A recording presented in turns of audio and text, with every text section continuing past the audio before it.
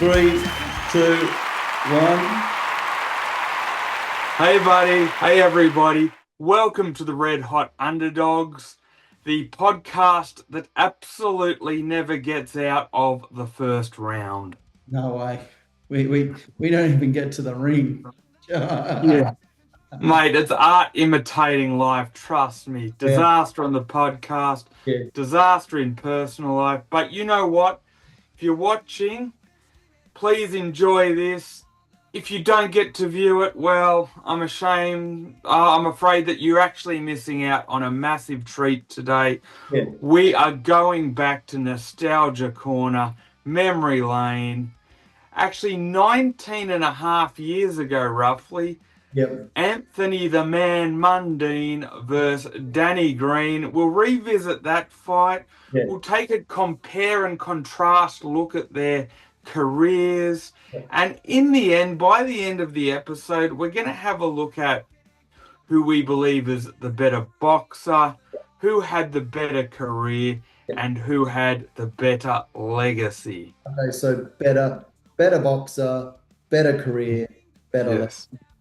And Yes, correct. I'm excited, and you wore green and I wore my The man. You know? So, yeah, it's absolutely all happening. We'll actually start with the man Mundine and we'll flip-flop between the two as a method of compare and contrast. So, Anthony Mundine actually turned professional at 25 and he made his debut in July 2000. He was actually playing for the St. George Dragons in 2000. I think by then they had merged to become the St. George Illawarra Dragons, but that's a story for another day. Nonetheless, he left halfway through the season to pursue this boxing career. It was good. Like are we going to mention the fact that he was a good, great, rugby league player? Yeah, absolutely marvelous rugby league player. He actually did play a grand final the previous year, I believe, which was against the Melbourne Storm, which they lost. Yep. That was his only grand final appearance. He didn't play Origin or Australia, but he was often knocking on the door of Origin. Yeah. Needless to say, he had other very good players just in front of him. People like Brad Fittler or Laurie Daly, the likes, that kind of class. But nonetheless, this isn't a rugby league episode. This is a boxing episode. I know, but it's about Mundine. He wasn't liked back then, No, he wasn't liked back then. They called him the mouth. So from the get-go, he actually hit the, what do you say? Hit the road running, Yeah, he did, for better or for worse. He hit the ground running. Either people loved him or they hated him. And there was not much in the middle, you know? And that, like we were chatting about this, his debut fight was big. Like Yes. Yeah. He actually fought New Zealander Jared Zose. Yep. Now, Jared Zose actually had a record of 9 wins, 10 losses, and 2 draws. Okay. But look, for your first fight, like it doesn't have to be someone creditable or, it's just, like that. No, I agree. And just a little side note, I believe that Jared Zose was a New Zealand champion. Now, if you're coming in with a record of 9 wins, 10 losses, and 2 draws, and you're a New Zealand champion, I don't really think there's much competition over the ditch. Just saying, just putting it out there. I might have a trundle at being a New Zealand champion myself at the age of 48, if that's the standard. Okay. Anyway, I hit the road, hit the ground, and he was his career, his boxing career, hit the ground running. He did. And just a quick side note to that debut, I remember how huge it was. Now, this shone a light on how big an X-Factor personality he was, and he had a huge sort of introduction into boxing. Now, I went to the Harbour Diggers, which is like an RSL club, and this place was absolutely jam-packed to the rafters just to watch a debut against a guy who was 9-10-2. Yeah. Yeah. And it was amazing how many people were there, because I think it was the spectacle of seeing a rugby league player seriously pursue a boxing career, because Mundine had talked it up. This was his new career. This was his career going forward. It was no side hustle. Look, to bring it in, his dad was a professional boxer too, you know. Yes. That gave that gives all boxers credibility if they're related to a professional boxer. Like look, Zoo, we always talk about Zoo, and his father gets thrown in the ring every conversation.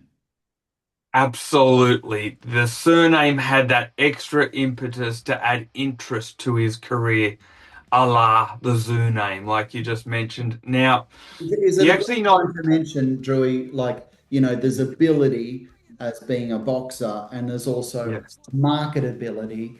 That proves that Anthony Mundine, whether you argue he's got the ability or not, he's got the market ability to bring in eyes on that screen, to bring in people into the pubs, whether they're there to see him win or there because they dislike him. God, I'm going to pay $50 just to see this, It's a mouth, they called him, get his head punched in. They paid money and yeah. he's laughing. He's laughing his way to the bank. Exactly what Muhammad Ali used to say. Yep. Some people come to see me win, some people come to see me lose, but they all come to see me. Yeah. So anyway, he actually won that fight by a fourth round TKO against poor Jared Zos, who got run over like a steam train, but that was to be We can't expected. speak about all Monday's fights in this much detail, cuz I know you got No, pages. yeah, we're going to continue. So I'm going to flip. Look, Drewy, this might have to be a 2 episode show. No, we'll get through it. I'm Okay? going to flip through to his I don't want to 11th. rush it. That's what I'm saying. I don't care. I rush it if I need to, but we're going all right. Yeah. I flipped through to his 11th fight, which was Sven Otke. Yes. Now, Sven Otke was a very, very good fighter. He actually retired undefeated, I believe. So, anyway, Sven Otke retired 34-0 with a 17% KO rate with only 6 knockouts on that ledger. Unfortunately, one of that knockouts was Mr. Anthony the Man Mundine. Yep. So he's German, right? This Sven Otke. He was a German, still is a German. Went to Germany to fight. Mundine went to Germany to fight. Otke was making the 12th defense of his title. It was an IBF title. And what happened is this was a relatively close fight. It actually got very close. Now, I'm not just saying this because it's being a sore loser, but the Germans have a really bad reputation as far as judging over there is concerned towards their champions. Now that they don't really have any champions left in the boxing world, it's good because people don't go over there to fight, and other nations are going to try and keep it that way. So during the fight, I believe Mundine actually had a point deducted from him. But it wasn't And got knocked out, right? it wasn't controversial that he got knocked out. So he was actually right in the fight. Trust me, he was right in the fight, and it was sort of going either way at that stage. At the time of the stoppage, Otke was ahead 85-84, 86-84 on one of them, and one of the cards was 85-85 even. So Mundine was really making a strong fist of it. Unfortunately, he didn't see this booming right hand coming from the feather-fisted Sven Otke, but it doesn't matter if you're feather-fisted, because the shot that you don't see is the shot that knocks you square the fuck out. Yeah. And that's what happened to Anthony Mundine. Okay. All right. And he went down, but it wasn't over for Anthony. He came back and he kept going, and he earned a lot of money and had a lot of bigger and better fights, or were they bigger and better fights? Was that the best fight that he ever had, the biggest fight he ever had in I Germany? think the two pinnacle fights, unfortunately for Anthony Mundine, well, I'll say three, Yeah, were Otke, Mikel Kessler, and Danny Green. yeah, Danny Green, when he put the performance of his life in, and he won that. I would say, in the wider scheme of things, Otke and Kessler were more well known on the world stage, and would have been greater scalps. But be that as it may, I think just competing at the professional level like Mundine did, yeah, and being somebody who started pro at 25 and only had 4 amateur fights, yeah, yeah, he did phenomenally well. yeah, yeah, yeah. He had skills and he Yeah, had yeah, yeah. ability. He had the ability and he had marketability.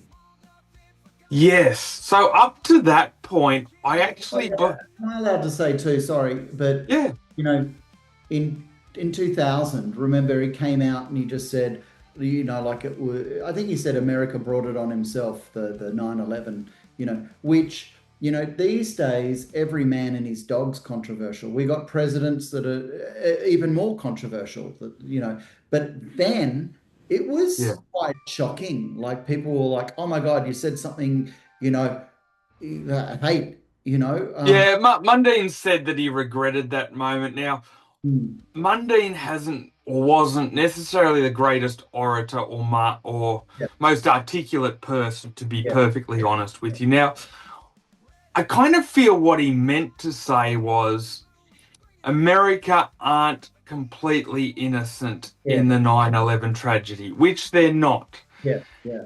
Unfortunately, it came out the wrong way. What I would say is this. Hmm. If I was a sports person, and even that, even though it's got a large amount of truth to it, it's Yeah, probably best not to say it on camera. yeah. And if you're a sports person, it's probably not best not to get involved in politics and just say to the person asking the question, I'm here to talk about the fight and my sport, not about And it politics. was timing, like it was when he Yeah. said it as well.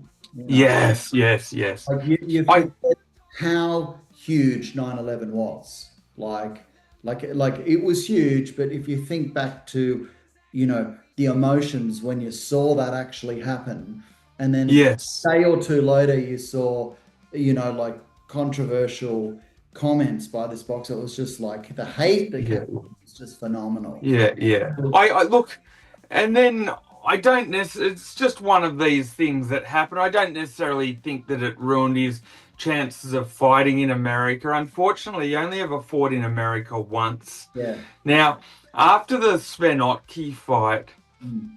I'm going to say the silent part out loud because before the Svenotki fight, now this is something people don't often touch on. Yeah. He says he was going to go overseas, take America by storm, become a worldwide sensation. It never quite panned out that way. Huge domestically. Yeah. I think what happened is he lost a bit of confidence after that fight Mm. because he had built himself and his own psyche and his own dreams up to such a high level that I think deep down it sort of put him back a little bit. And Mm. once he was back in Australia winning some fights, Yeah. I think he got quite comfortable Yeah. taking the large domestic fight money. And he was selling out. He was And he bringing. was winning. He was putting on a show. He was getting media attention. Look, it was working here. You can't say. Yes. However, he wasn't doing what elite boxers would do, which is go to America and fight the best. That's right. Now, getting on to Danny Green, because Danny we've talked Green, about Danny finally fought Danny Green. Danny the Green Machine Green. I actually believe that he probably should have just had the ring name as Danny the Machine Green. Yeah, Doing two greens is a bit of a mouthful and doesn't quite work for me. Be that as it may, he turned pro in 2001 yeah. at the age of 28, which is phenomenally late Yeah, to wow, I start. didn't know that. I thought he did it much younger. Why? No. Um, Well, he was mucking around in the amateurs. I think he came to boxing particularly late too.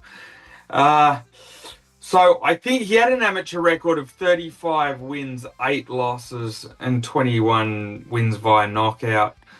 Yeah. It's not a phenomenal amateur record, but the 21 knockouts in amateur fighting is quite phenomenal, given that they A lot fight more than with Mundine people. four fights, you know. Yeah, that's true. So a lot more than that. Yeah. His first title shot, once again, was in Germany, just like the Anthony Mundine blueprint. These guys have a little bit more familiarity and more in familiar than what people actually think. Yeah, they're quite similar. Huh? So he went over there to fight Marcus Bayer.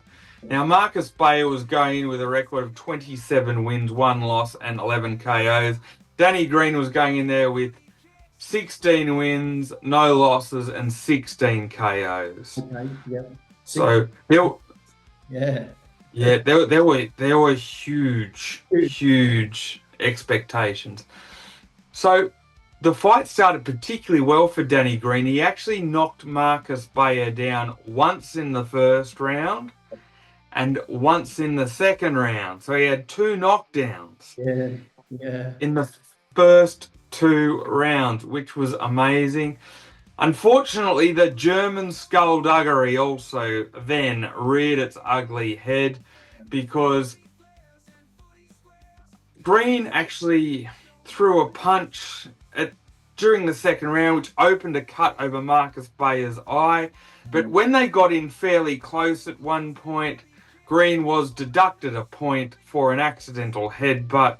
It was more like a love kiss, and it wasn't intentional. It was more like 2 people coming together in the huddle. Yeah. So, again, they don't like their fighters losing. It is what it is.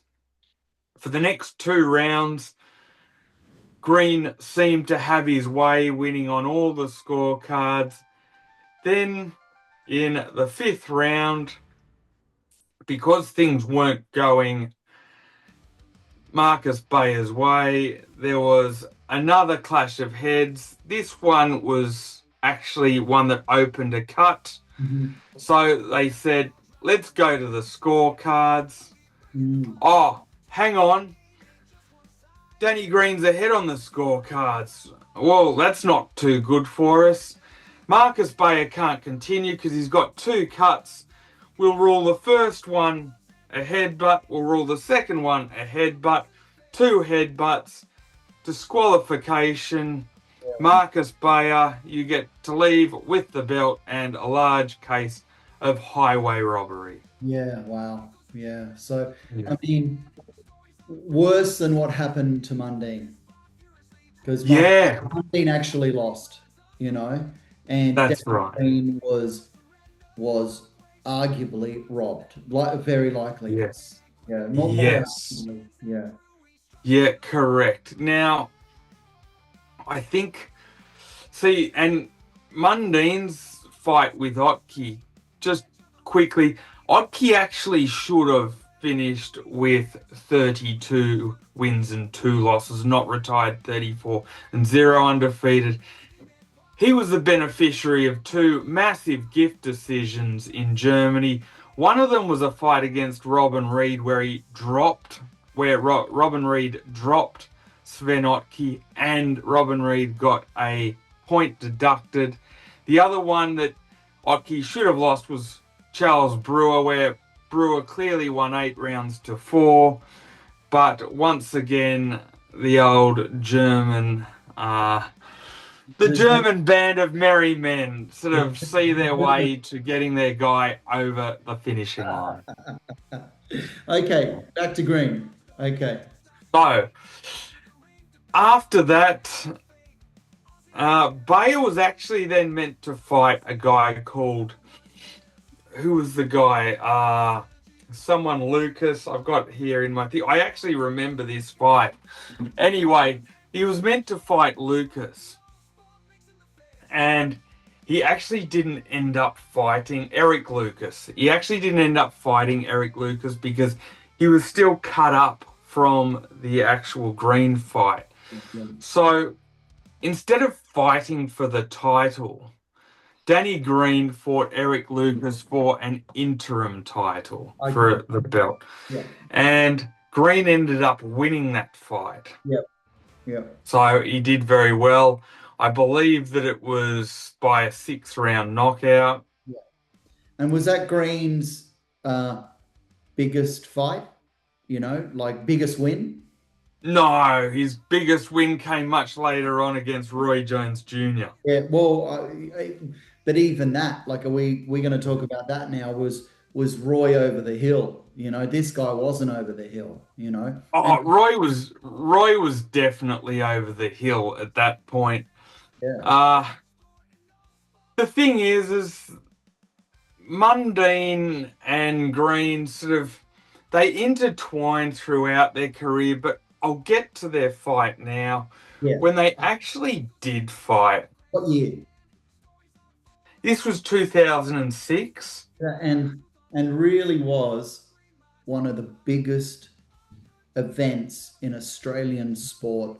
Full stop. Yeah. It, Absolutely huge. it was absolutely massive. Now, I believe that at that point that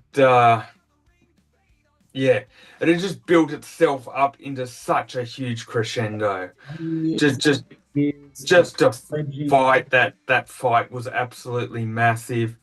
So I believe that Mundine had a couple of losses on his record by that stage to Manny Siaka and Mikel Kessler. Yeah. Kessler was an amazing fighter. He only lost to the absolute very best. I believe he lost to Carl Froch, Joe Calzaghe, and Andre Ward. And Calzaghe and Ward retired undefeated, multiple champions. So, look, I mean, there's no shame there. But they went into that fight each with a couple of losses. Mundine had 3 losses going into that fight. Green had 2, but be that as it may, it was billed as a huge domestic barn burn and probably the biggest fight in Australian boxing history I don't think you can say probably. domestically. It Yeah. 100% was. Nothing else has come near or close to that. Not even half as big as that. No, I actually believe I watched it with you, I think. I watched it at the Mossman RSL. I'm sure you were there. Yeah.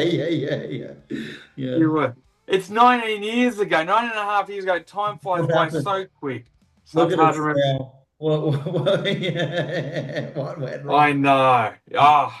Completely out Like of it now. God, Mossman RSL, who would go there? Yeah. It would have been pumping everywhere. Oh, yeah. Yeah, absolutely, Was it completely. daytime, nighttime? Do you remember when? Or, like I seem to remember it was daytime. No, it was nighttime. Definitely nighttime. I do remember it. And so what happened there is they actually Green actually Well, Monday Green night. That's all you got to say. Mundine won. Yeah. Now Mundine actually picked up Green's interim belt, his WBA interim belt on that night. So that was a good little scalp for him. Yeah. And what happened is I actually had Green winning the first 4 rounds. Yeah. Because Green had a particularly good start. But everything from then on, it was all the man Mundine show. He got into a groove. He was too quick. His punch placement was too good that night. And I think that was by far his best performance. It wasn't like a fight where you're like, oh wow, that was amazing. It was just No. it was the Mayweather style where Yes. it was just not being hit. It was more about quickness and agility to not be hit than big showing, big haymakers and stuff. But he won the fight, and I think there wasn't that much controversy that Mundine won that, right? No, none at all. No one can cry foul of that one. Mundine got a point deducted in the first round. Green got a point deducted in the 7th round. So no one gained any advantage there. And by the end of the fight. It was all very elementary. Green Mundine scorecards were all unanimous for Anthony the Man Mundine by scores of 116, 113, which I thought was far too close. 118, 111, and 118, 112. Yeah. But And that yeah, wasn't the last Mundine Green fight. green Want to fight. talk about No. other fights that they had up until their big second one, or what do you what? Yeah. Yeah, So because that later was on, okay, and it felt like, we'd been talking about a Green Mundine fight. It happened, and after that, it was rematch, rematch, rematch talk for a decade. and then it didn't happen until 11 years later in 2017. Why did it Now, take so long? I'll quickly touch on that. I just think that they went different paths. Obviously, Danny Green, not long after that, moved up a division. Yeah, he got to So, a point heavier. Yep. and I think he was killing himself making weight for that division time after time. That's no excuse because Mundine was the much better fighter on the day, Yep. on the night. But listen, I think that up until that point, I have Anthony Mundine having the better resume. I have him having the better career. Now, I would think after that, that would be the ultimate impetus for Anthony Mundine to really elevate himself, Yep. go overseas, Yep. and do great things. Yep. And I do what kind of he's think, going to do, you know. yes, But yes. like he I really felt he even became more disliked after that fight. Yes, I think a part of that was due to frustration. Mhm. I think people just wanted him to reach his true potential and go after the big guns, Yeah. win, lose, or draw. Now, I kind of think that after that fight, their careers went the other way. Danny Green's career went more in an upward trajectory, and I think Anthony Mundine's went more in a downward trajectory because Danny Green was visibly hurt and pissed at the result. Not because he should have won, he shouldn't have won. He was outclassed, he was outboxed, he was beaten. Yeah. But he gave him the extra determination, Yeah. whereas Mundine kind of dined out on that a little bit and kind of relaxed. Yeah. Uh, anyway, be that as it may, Like I was obsessed with Mundine from the start. Jesus, look, we only got 10 minutes to go, Drewy. How are we yeah, going to finish? no, But look, can I say no, that for those 10 years, being a Mundine fan, it was awesome. Like going to see his fights, at the Sydney Entertainment Centre. And I went yeah, to Wollongong, I went to Newcastle, I think, to see a couple as well. It was just the dodgy of the dodgy of Sydney, all the creamers in Sydney, and you'd be there, yeah, you'd be like, oh, geez, look at these guys. Do you know what I mean? And like, yeah, yeah, yeah, like you could tell, like, yes, there was a lot of people that loved him. He was bringing in entertainment. He was bringing in fighters he knew he could win. It was yeah. just easy money. He was getting bad press though. I remember they said one of them. They're like, "Oh, Mundine had this many people and sold 4 T-shirts or something like." He wasn't getting love. He wasn't getting. No, no, no, but he was the pay-per-view attraction. He was the love him or hate him, man. I Yeah. actually have a few regrets back in the day. My only boxing regret ever was the fact that I went for Otke when Otke was fighting Mundine. I look back on that now and I'm kind of ashamed of myself because I should have gone for the Aussie. Yeah. Now, be So that as it may, you weren't the only one. You weren't the only one. I'd have to no, say no. more people disliked Mundine than liked him. Yeah. There were a But, boatload like, of us. Now, sorry, but we just to say this too, Drewy, that it wasn't just an Aboriginal thing that all the Aboriginals loved him, because that no, wasn't the case as well. yeah, It was just as many brothers that hated him as loved him. Like yes, he was yes, yes, yes, controversial with his own community as well. yes, Even yeah, though yeah, he yeah, yeah, he said he did help out schools and gyms and this and that, and but like He was as liked and disliked all across the community. Yes, Probably disliked in general more. Okay, sorry. correct. Yeah, yeah, No, you're right. Four fight.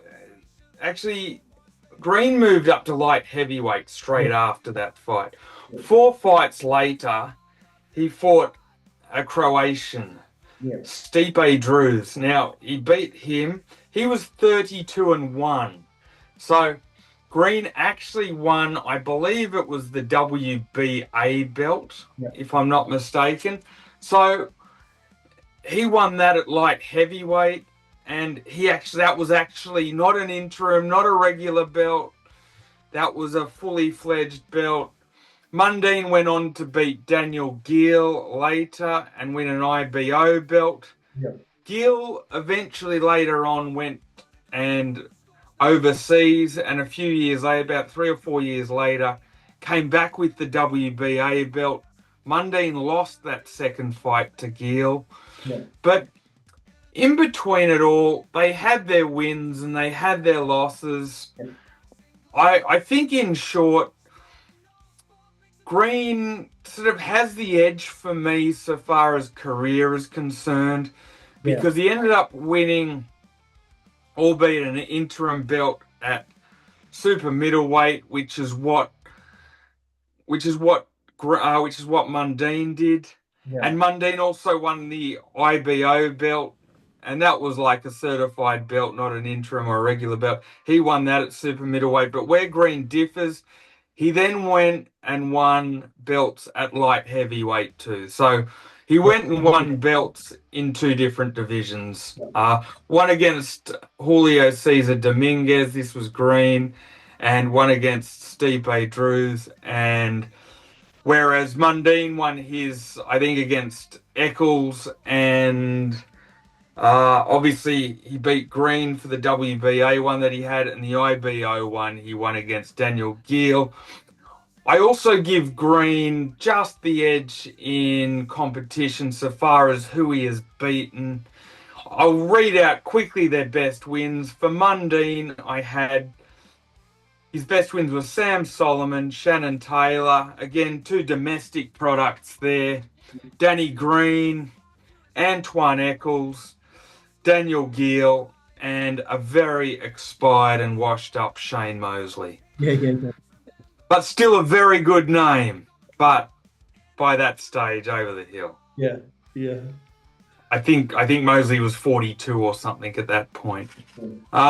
Green, his best wins were Eric Lucas, Stipe Drews, Julio Cesar Dominguez, Manny Siaka, Paul Briggs, BJ Flores, and none other than the great, but kind of ancient back then, Roy Jones Jr. I thought you were going to say Mundine. He also beat Mundine. No, You know? he did beat Mundine. Let me talk about that quickly. Yeah, talk about that, Jesus. Okay.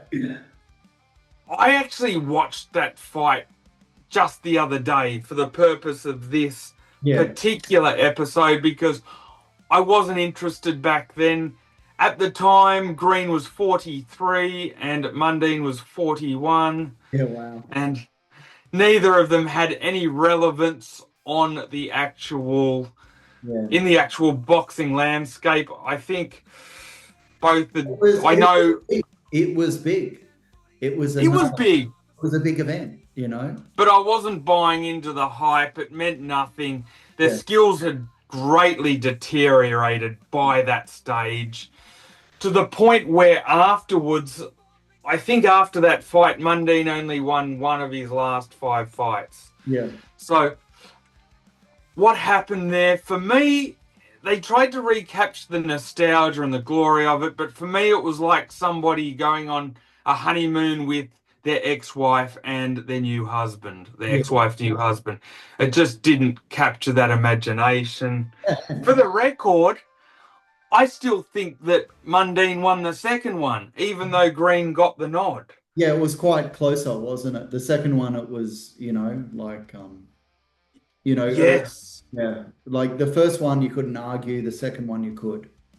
Yeah, so the scores in that one, it was a majority decision.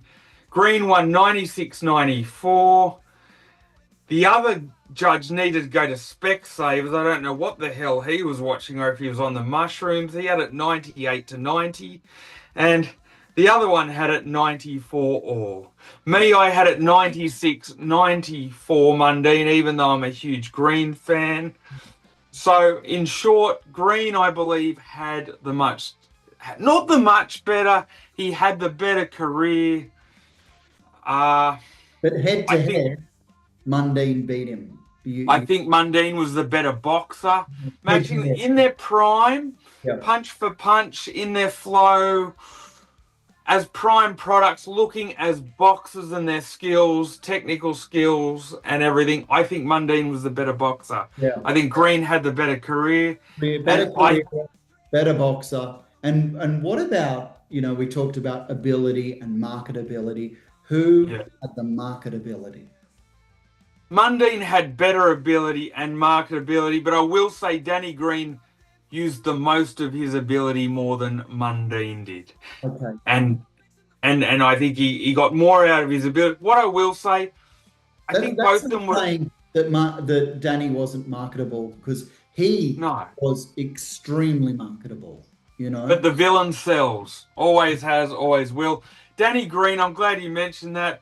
It was kind of scratching here. No, you're right. Yeah. Danny Green was more one for the blue-collar workers, the tradies, the factory workers. You knock about every day, Aussie bloke, the surfers, a guy you'd love to have a beer with. Yeah. Whereas Mundine, a lot of the football fraternity loved him because he came from the rugby league. Yeah. Big within the Koori market and the Aboriginal sector. But even that had his detractors there. But it just meshed together as the perfect storm in Australian boxing. It was. And wonderful memories, Yes. I loved going, I loved following, I loved the clothes, I loved speaking to people about him. And it's such it was such an important part of my life. And if you ask me, who was the better boxer, who was more important in my life? The man. I have their legacies even, because I think Danny did more, with his career. Like 30 seconds to go. Yeah. Yep. But Mundine had the pay-per-view star power. Mundine had bragging rights when it mattered most with the rivalry. For the record, I just want to quickly say this. For all of their hopes and dreams, Green only... Okay, so in 93 episodes, Drewy, I don't think I've ever really feel like we haven't finished in 40 minutes.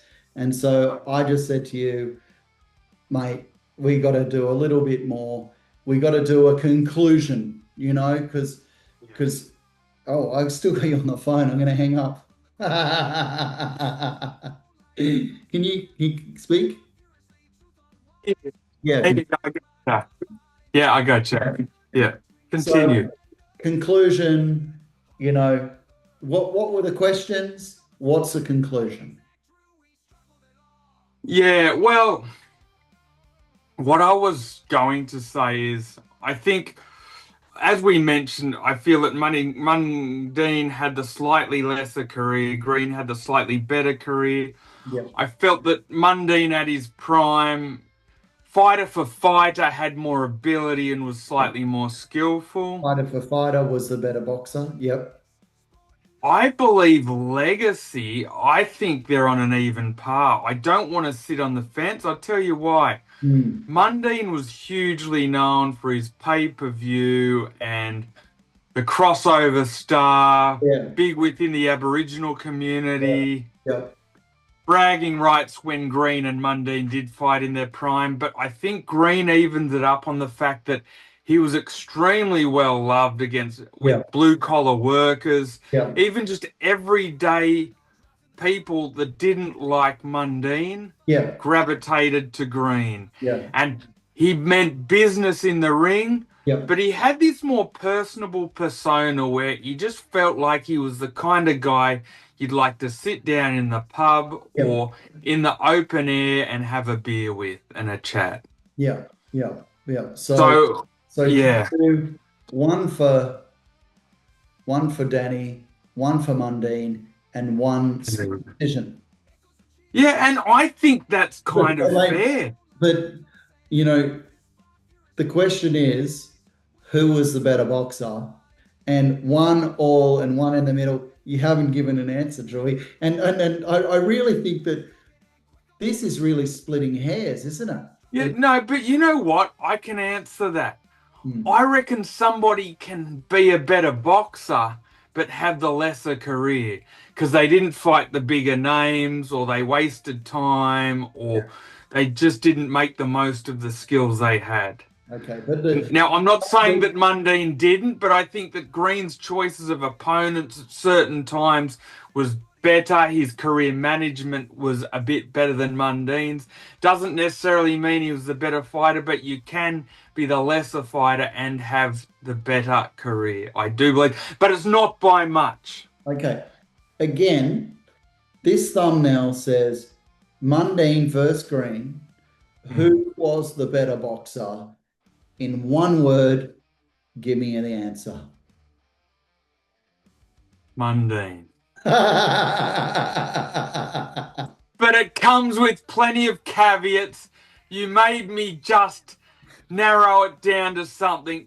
But again, Mundine. Yeah, again, the man. again, there are the variables that I've Yeah, talked about. And yeah, I won't go over the variables again. And for me, that all counts. But yeah. I can't deny the fact that when they fought in their prime, when it mattered the most, when they were both young, one man came out on top, and that was the man. Look, it's All in. good. Hey, how you going? Very good. Okay, see All you, right, very Drewy. good. I feel good No with worries. this conclusion. Is that Just, okay? just one more thing before Yeah, we go. one more thing. Okay. Both guys said that they had huge dreams and everything to take the world by storm and fight overseas. For the record, Green only fought 5 times overseas, and Mundine fought 4 times overseas. Yeah. So Green fought in Canada. He fought Eric Lucas, fought Marcus Bayer twice in Germany. Yeah. He fought Julio Cesar Dominguez once in USA and Shane Cameron once in New Zealand. For Hmm. Mundine, he fought 4 times overseas. Once against, I think the guy's name was Quentin Pompey. Uh, Second was in the United States against Bronco McCart, who was a serviceable journeyman. Once against Sven Otke in Germany, Hmm. and once against Xavier Tolliver in New Zealand. I mean, I know when you said give me one word and Mundine, I got all happy.